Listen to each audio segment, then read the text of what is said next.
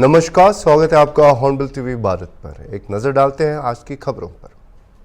उत्तर प्रदेश के कन्नौज जिले में समाजवादी पार्टी के नेता नवाब सिंह यादव को नाबालिग से रेप के प्रयास के आरोप में गिरफ्तार कर लिया है। नवाब सिंह यादव, जो पूर्व सांसद डिंपल यादव के प्रतिनिधि रह चुके हैं, उन पर यह गंभीर आरोप लगा है। पुलिस के अनुसार नवाब सिंह यादव ने नाबालिग को उसकी बुआ के साथ नौकरी दिलाने के बहाने बुलाया था। बच्ची ने इस घटना की सूचना यूपी 112 पर कॉल करके दी, जिसके बाद पुलिस ने तत्काल कार्रवाई की और यादव को गिरफ्तार कर लिया।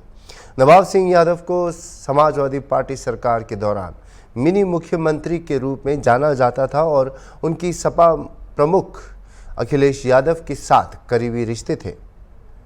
हाल ही में नवाब सिंह यादव अखिलेश यादव के कन्नौज से पहली बार चुनाव लड़ने को लेकर नाराजगी व्यक्त कर रहे थे। वे अखिलेश यादव के सांसद रहते हुए उनके प्रतिनिधि भी रह चुके थे।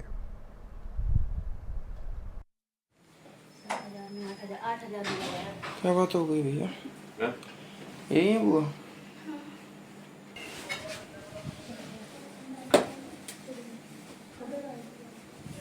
क्या कोई बात नहीं।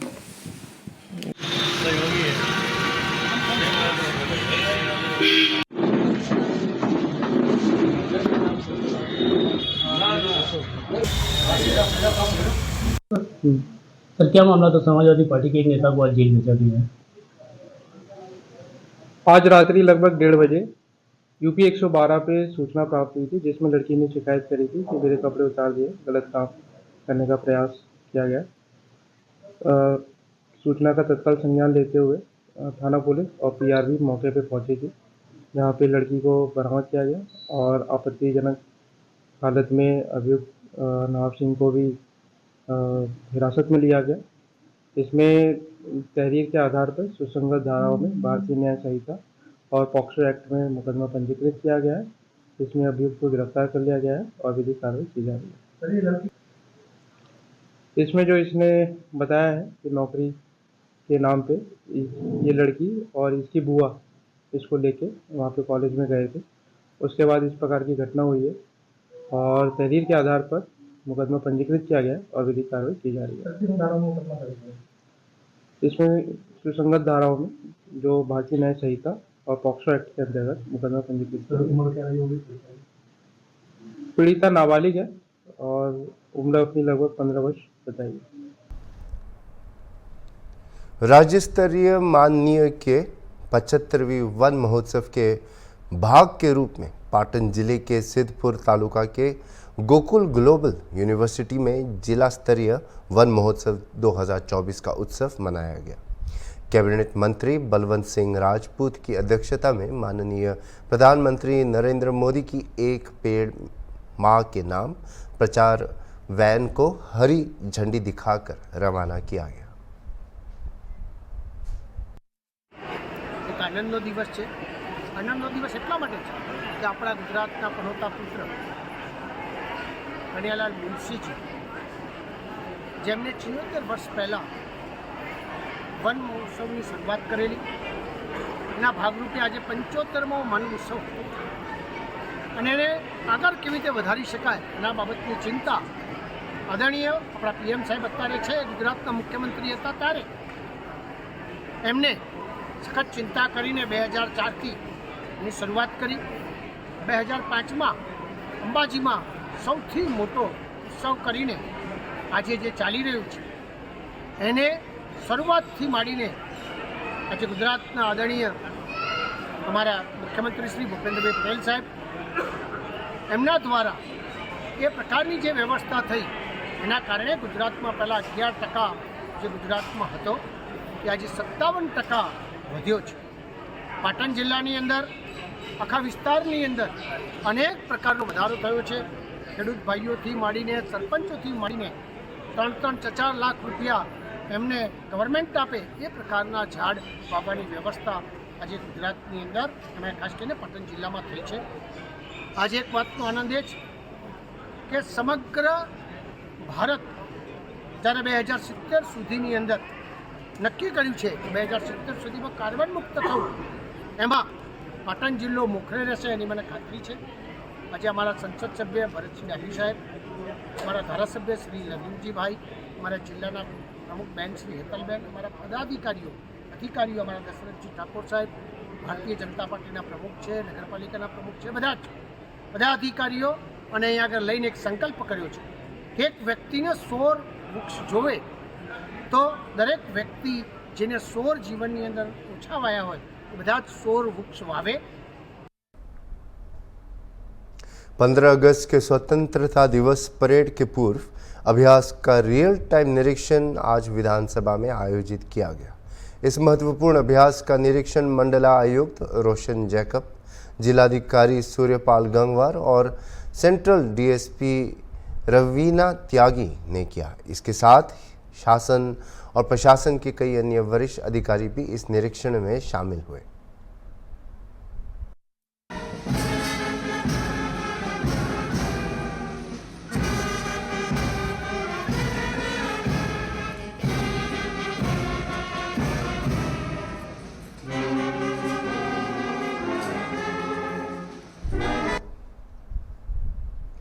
पंद्रह अगस्त के स्वतंत्रता दिवस की सुरक्षा को लेकर पुलिस मुख्यालय लखनऊ में एक विशेष कार्यक्रम आयोजित किया गया.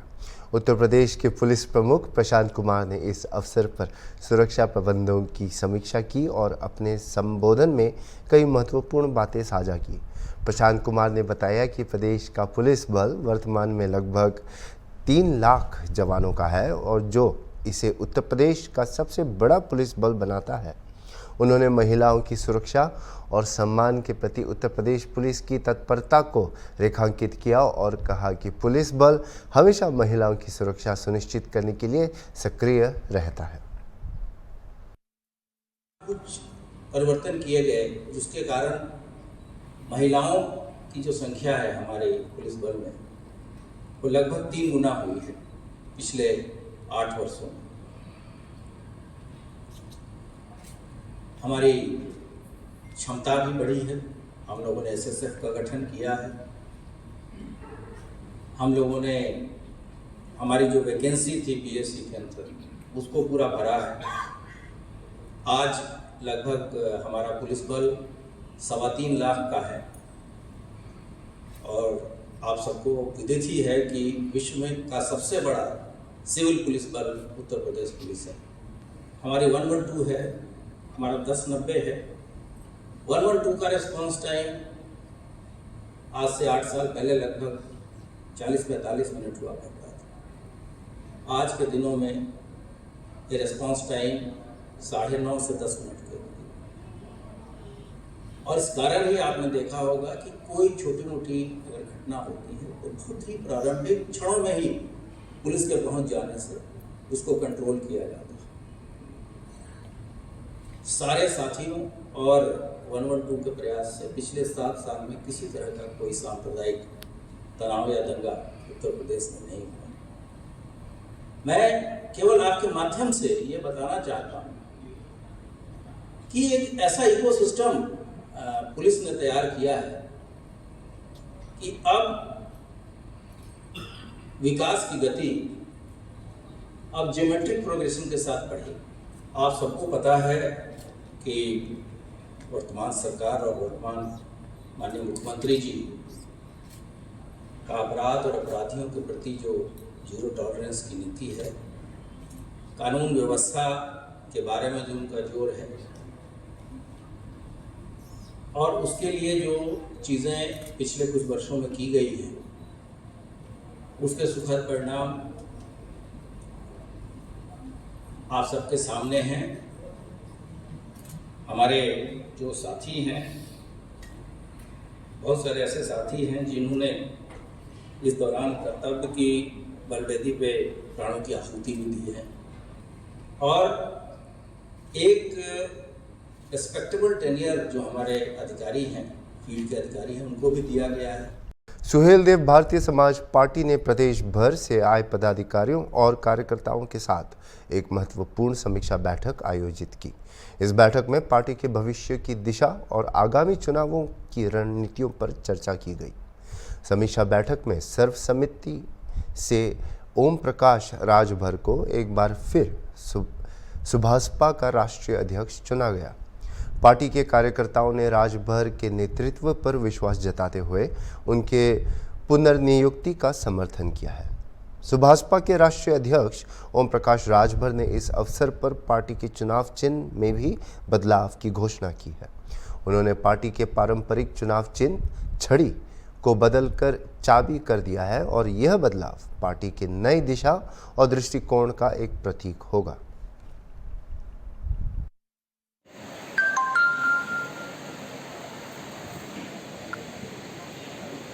मैंने जब सदस्यता अभियान चालू किया तो ये तो सबको पता होगा कि हम वो व्यक्ति सदस्यता अभियान चलाएगा, वो जितने लोगों को सदस्य बनाएगा, उस व्यक्ति का पूरा डिटेल अपने डायरी पर मेंटेन कर लीजिएगा।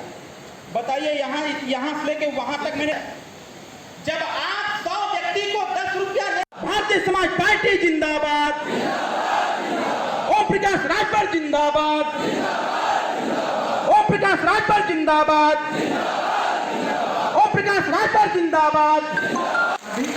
सहमति प्रदान करें, हो जाए हमारे राष्ट्रीय परिषद में पूर्ण बहुमत से हमारे राष्ट्रीय परिषद के लोगों ने 3 साल के लिए राष्ट्रीय अध्यक्ष का चयन कर लिया है। बस जोरदार ताली बजा के साथ करिए। और मैं नेताजी संघर्ष करो, नेताजी संघर्ष करो, ओम प्रकाश राजभर जिंदाबाद, जय सोहेलदेव। पंचायती राज, अल्पसंख्यक कल्याण वक्फ बोर्ड, हज विभाग, 6 विभाग ओम प्रकाश राजभर को दिया गया है। इससे बड़ा सबूत हम क्या दे सकते हैं?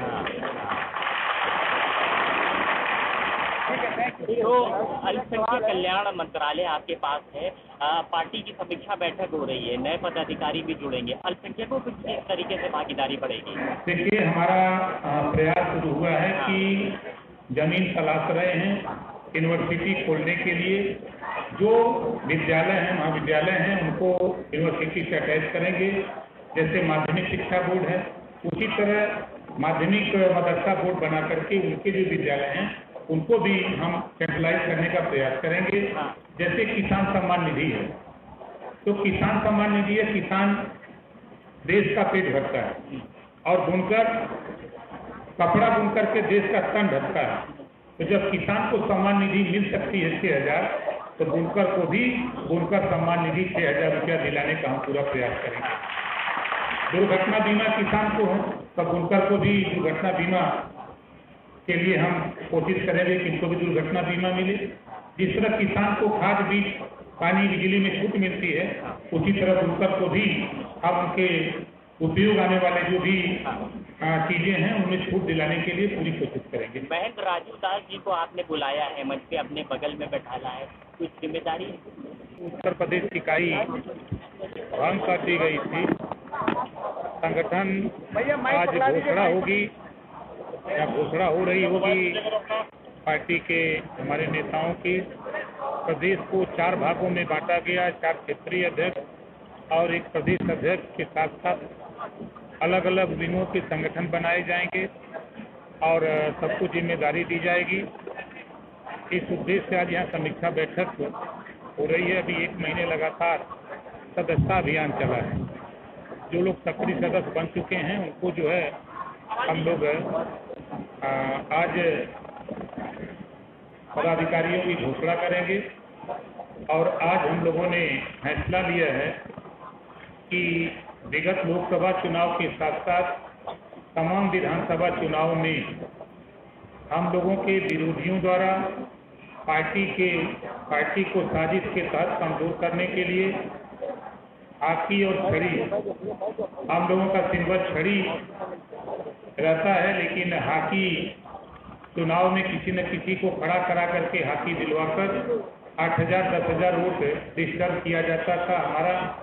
इसको देखते हुए हम लोगों ने आज समीक्षा बैठक करके अपने लोगों से राय मशविरा करके गरीब, कमजोर, वंचित, शोषित इनको हक दिलाने के लिए, इनके विकास के लिए जो ताले बंद हैं, जो इनके हक अधिकार, शिक्षा, स्वास्थ्य, रोजगार, नौकरी के लिए जो दरवाजे बंद हैं, उसके लिए आज हम लोगों ने अपना सिंबल चाबी चयन किया है और आज से हमारा सिंबल चाबी होगा। राजभर जी, हाथी का जिक्र आपने किया है, लेकिन बसपा जो है वो इस बार उपचुनाव में जा रही है। लगता है कुछ परेशानी बढ़ेगी मायावती के उपचुनाव में आते ही? देखिए, बहुजन समाज पार्टी राष्ट्रीय पार्टी है, स्वतंत्र है, लोकतंत्र है, सबको लड़ने का अधिकार है, न लड़ने का भी अधिकार है। तो वो लड़ रही हैं, उनका विषय है, हमारा अपना विषय है।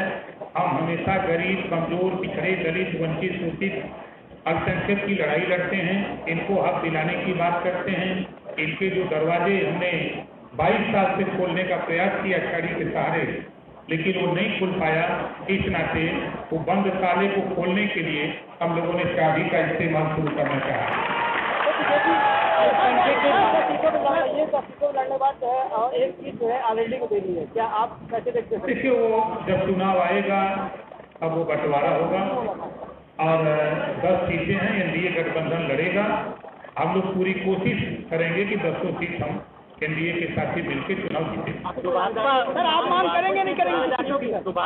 चुनाव में जा रही है कि नहीं? सीटों को लेकर देखिए, एनडीए में है तो मांगना तो अपना हक है। कितने जगह मांग रहे हैं? अरे 10 सीट का चुनाव है, ज्यादा कहाँ से मांगा जाएगा? आप सीटें मांग रहे हैं? तो मतलब नहीं, 10 सीटों का चुनाव है, एनडीए के साथी सब लोग हैं। सिर्फ 2 होना चाहिए। अब उसमें जो मिल जाए वो हम आप लोगों को बताएंगे। आपके भाई संजय निषाद जी भी मांग रहे हैं।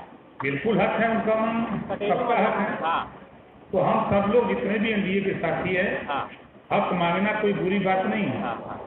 हक मिलेगा, हम लोग लड़ाई लड़ेंगे, 10 सीट जीतने के लिए हम सब लोग मिलकर प्रयास। हक ये भी तो होता है।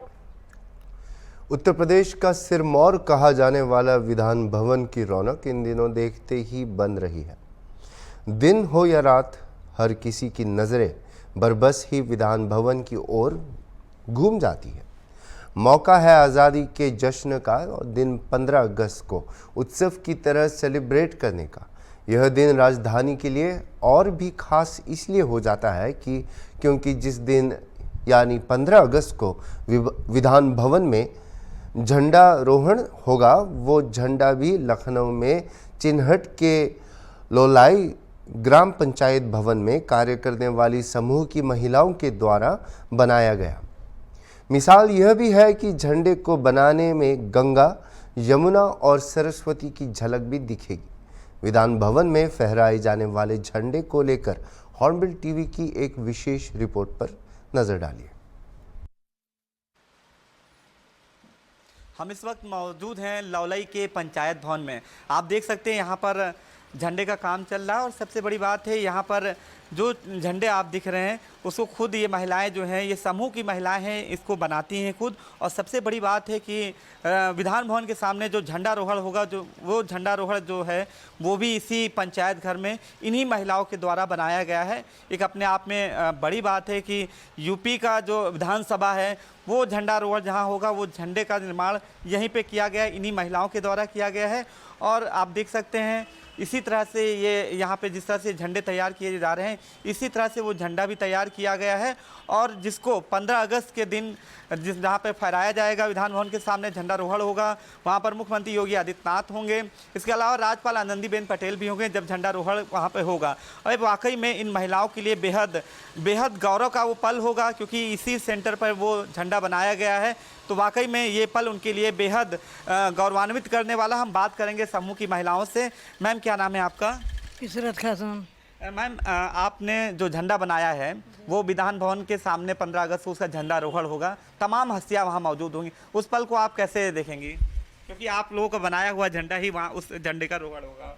सर, हम लोग के देखने के बाद पता हम लोग के इतनी खुशी होगा कि हमारे यहाँ हमारे समूह के महिला के हमारे हाथ के झंडे बने हुए विधानसभा पर लहराई जाएगी।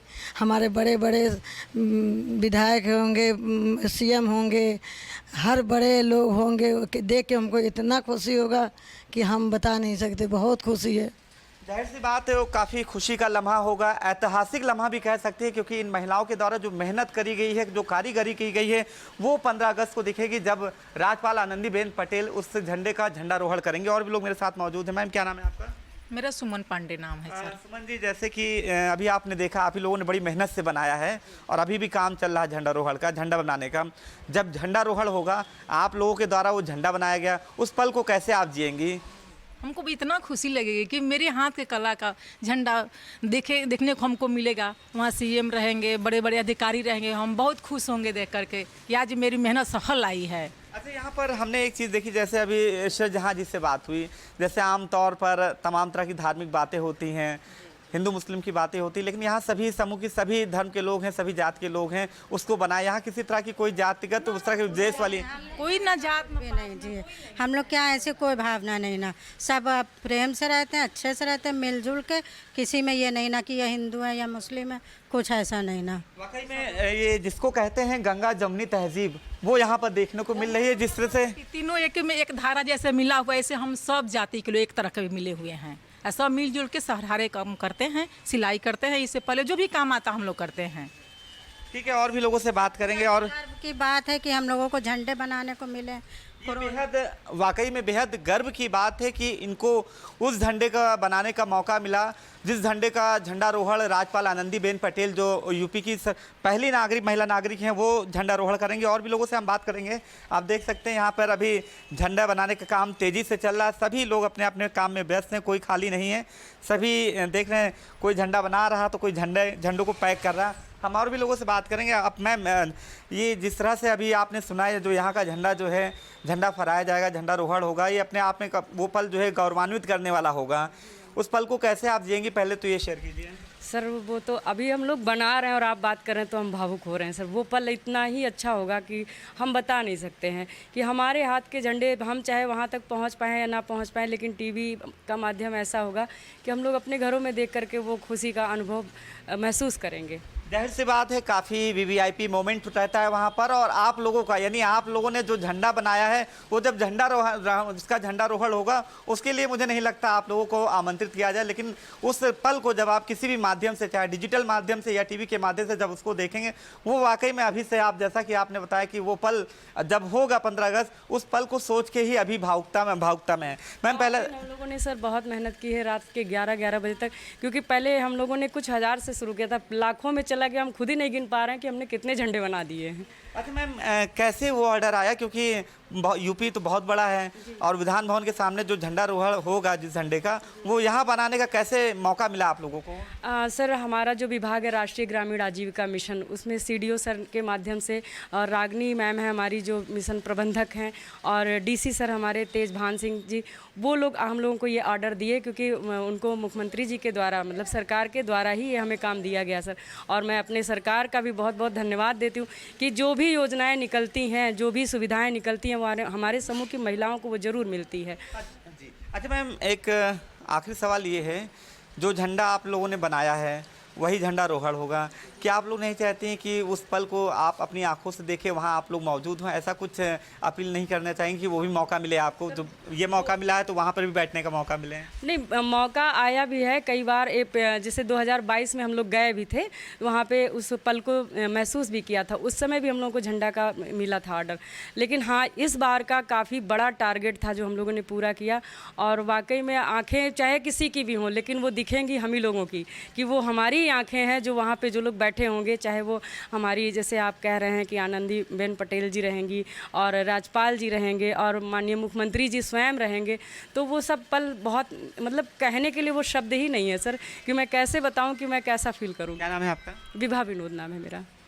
देखिए, आप विभा जी हैं, जिनका साफ कहना है कि भले ही 15 अगस्त में उनको वहाँ पे आमंत्रित ना किया जाए, लेकिन अभी बात कर रहे हैं 15 अगस्त के झंडारोहण, 15 अगस्त के कार्यक्रम को लेकर अभी से वो काफ़ी भावुक हो गई हैं। और साफ कहना है कि जिस तरह से उनको ये मौका मिला है उस पल को जीने का, और काफ़ी गौरवान्वित वाला पल होगा जब 15 अगस्त को झंडारोहण होगा। और ख़ास तौर से उस वहाँ पे जब झंडारोहण होगा, जैसे कि बताया, राज्यपाल आनंदीबेन पटेल होंगे, मुख्यमंत्री योगी आदित्यनाथ समेत यूपी के तमाम बड़े अधिकारी होंगे। भले ही वो मौके पर वहाँ ना हो, लेकिन वो झंडा इनकी आँख है, और वो पल देख के ही काफ़ी, वो जब पल आएगा उसको वो देख के ही काफ़ी वो गौरवान्वित होंगे और काफ़ी अपने उस पल को भी जिएंगे, एक अच्छा जिएंगे और गर्व महसूस करेंगे।